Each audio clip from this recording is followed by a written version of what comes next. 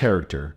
It's one of the most used words in pretty much all of YouTube cinematography, or just trying to describe style when it comes to making videos or making films. And in the search of character, sometimes it'll lead you down this road of these lenses and these filters that may cost you thousands, maybe tens of thousands of dollars.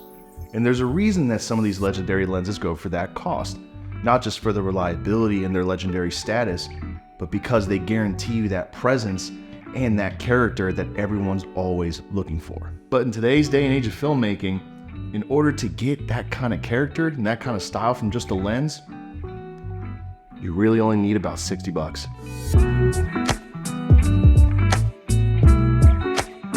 Welcome to the new office. I just moved here, so you're just gonna have to forgive the rat's nest for now. Sorry. This is the Helios 44-2. It's a 58mm vintage lens. It's an old Soviet Union era lens. Focus throw is real thick. It's a manual aperture, goes to an f2, and it's extremely smooth and extremely reliable.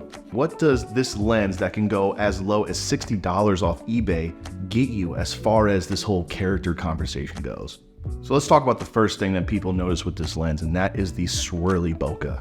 When used more as a telephoto, it can produce this oval spherical path that the bokeh takes in the backdrop. And honestly, it's really reminiscent of vintage anamorphics. It's not for every project, but it is one of the standout things with this lens. And personally, I just think it's super cool. But that's not the biggest reason why I like this lens. The biggest reason has to be how this lens renders your image, specifically the colors and the sharpness and your fall off. Now, one thing this lens does, and I hate, absolutely hate using this word to describe a look, but yes, it gives colors that kind of creamy quality to the image. I'm somebody who has often shot on Sigma lenses, Canon lenses, and even when I got more into the Cine line, I was using sharper cinema lenses, not really things that had a lot of like old school looks to them. I was using Zeiss CP2s, I was using Canon CNEs, which those lenses can be anywhere between $1,000 to $3,000 a pop. But this guy right here that I have used on multiple projects to great success has gotten me the same value, if not more, depending on the camera I put it on.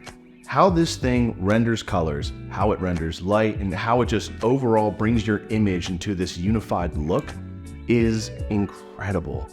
Now, granted, when I did use this lens on my GH5 or even my GH4, I wasn't met with the greatest success because sometimes that image would come out extremely muddy, or they would just have too much of that characteristic really baked into the image, and I was stuck with it. Now, when I say muddiness, I say when the image starts to blend in on itself, it looks a little shimmery, and the vintage look starts to go a little too far. But when I started using this on my Ursa Mini and higher end cameras, the ability for this lens to really cut the sharpness and create this atmosphere on such a high-end, powerful sensor really gave me the image that I've been looking for a long time. Probably the best use I've had of this lens was putting it on a red Gemini. When paired with that punchy contrast look of something like the red with a 5.7K resolution, you can see here in our short film Recurrence exactly what I'm talking about. Because of the way this camera renders your image, it kind of negates the need for most filtration to be put on front of this lens. Usually when people are shooting with still lenses or lenses that render a sharper image, people like to put, black satin filters in front, ProMist filters, glimmer glass, a variation of those filters. But this lens, to put something like that in front of this, that is completely overkill. You are going to absolutely, this doesn't need it. It has all those qualities already baked into the glass. Another thing to mention about this lens, this thing is built like a friggin' tank. I could strap C4 to it, I could shoot it, I could throw it off a bridge, and it's probably gonna work just fine as it did the day it was made. I don't know what it is, but this thing, she's tough. She's real tough. And I only spent about 65 bucks on Amazon for this, and then a little bit to get this EF adapter because it's like a M42, really old school lens mount. So I had to pay the extra like 20 bucks just to get a little EF adapter, and of course a step-up ring for my ND filters. I've also found an absolute dynamite combo with this lens is my Ursa, this lens, and then going balls to the wall in friggin' dehancer. For my last couple shorts I've done, that is exactly the process I did. I used the Helios, I used my Ursa, and I used dehancer to control most of the color grade. And it's exactly the vintage, filmic kind of look that I've always wanted in a lot of my projects. And even the company Ironglass just recently came out with the Mark IIs of the rehouse version of these lenses, which are like, they're proper big boy cine lenses. The characteristics aren't too much changed, but they are properly housed for a cinema set. But even those rehoused ones still cost about like somewhere around $1,000 a pop, which brings us back to the whole starting point of this video, where some of these amazing lenses being used all the time, for retail, some of them go for like $20,000.